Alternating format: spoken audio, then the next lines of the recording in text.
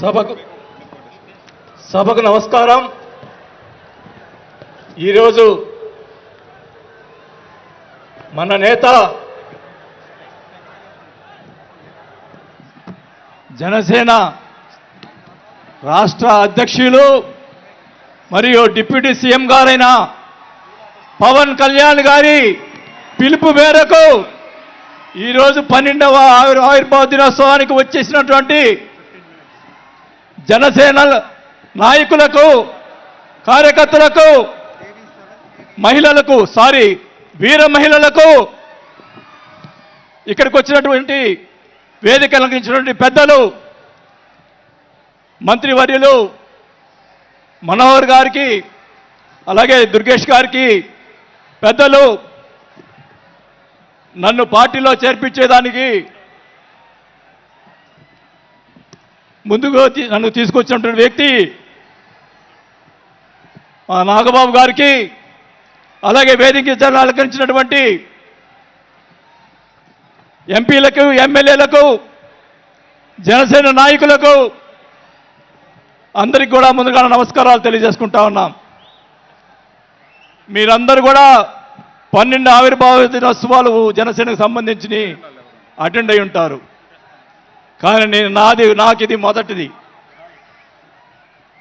అసలు బాలినేని శ్రీనివాసరెడ్డి అనేవాడు వైసీపీ విడిపోయి బయటకు వస్తాడా అనుకొని చాలామంది మాట్లాడినటువంటి పరిస్థితులు ఉన్నాయి. నాకు క్షమించండి కొద్దిగా, ఎందుకంటే మొదటిసారి కాబట్టి ఒక 5 నిమిషాలు తీసుకుంటాను. దయచేసి మనోహర్ గారు క్షమించాలని కోరుకుంటా ఉన్నా. మొదటిగా నాకు రాజకీయ భిక్ష పెట్టింది రాజశేఖర రెడ్డి గారు. రాజశేఖర రెడ్డి గారు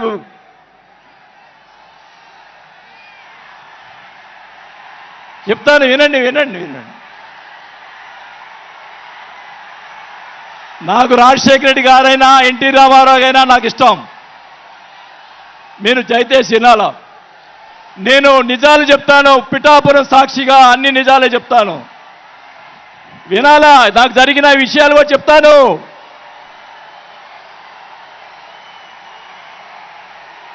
ఆ తర్వాత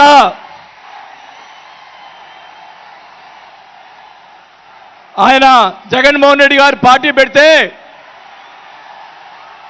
రాజకీయ భిక్ష పెట్టాడు కాబట్టి నేను మంత్రి పదవి వదులుకొని ఆయన వెంట నడిచాను. నేను 4 సంవత్సరాలు, మనోహర్ గారికి తెలుసు, 4 సంవత్సరాలు మంత్రి ఉంది నాకు. అయినా కానీ నాకు రాజకీయ భిక్ష పెట్టాడు కాబట్టి, మానవత్వం అనేది ఉంది కాబట్టి నేను ఆ రోజు ఆయనకి తలిచాను. కానీ ఏం జరిగింది, నాకు మంత్రి వదిలిపెడితే మంత్రి ఇచ్చి మంత్రి తీసేశాడు. అవన్నీ నేను కూడా బాధపడిన, నేను మంత్రి అనేది ఐ డోంట్ కేర్. ఆ రోజు 4 సంవత్సరాలకే వదిలిపెట్టాను. నేను ఒకటే చెప్తా ఉన్నా, మన వంశీ గారిని ఆయన చెప్పాడు కదా, ఈయన సినిమా యాక్టర్, ఆయన పేరేంటి, పోసాని మురళి గారు, వాళ్ళని అరెస్ట్ చేస్తే ఈయన పోయి, జగన్మోహన్ రెడ్డి గారు పోయి వాళ్ళని పరామర్శిస్తాడు. నేను ఒకటే చెప్తా ఉన్నా, రఘురామకృష్ణరాజు గారిని నిన్ను ఏదో మాట్లాడితే ఆయన లోపల పెట్టించి, కుదగొట్టించి, కాలు చేతులు ఎర్రగొట్టించి లోపల పెట్టించావే. 17 సంవత్సరాలు ముఖ్యమంత్రిగా చేసినటువంటి చంద్రబాబు నాయుడు గారి కుటుంబాన్ని, భార్య గురించి మాట్లాడితే వాళ్ళకి బాధ కలగదా అని అడుగుతా ఉన్నా. ఆ రోజే నేను ఖండించాను, నేను అసెంబ్లీలో ఆ రోజే. అలాగే మన నాయకుడు పవన్ కళ్యాణ్ గారు, ఆయన గురించి మాట్లాడావు, పోసాని మురళీకృష్ణ గారు. ఆయన కళ్ళైన చేస్తుంటే లక్షలాది మంది జనసైనికులు నీకు తుప్పుగా రాలగొట్టేవాళ్ళు. ఆయన మౌనం వహించారు. నేనైతే చెప్తా ఉన్నా, కుటుంబాన్ని అలా మాట్లాడారు కాబట్టి వాళ్ళని 9 నెలలు, ఇంకా 9 నెలల తర్వాత అరెస్ట్ చేశారు. నేనైతే గవర్నమెంట్ ఇచ్చిన మరుసటి రోజే లాఠీతో రాలగొట్టించి లోపల వేయించేవాడిని కూడా ఈ సభకు అర్థం చేసుకుంటా ఉన్నా. చేసినటువంటి దుర్మార్గాలు ఎక్కడ పోవు, దుర్మార్గాలు ఎక్కడ పోవు.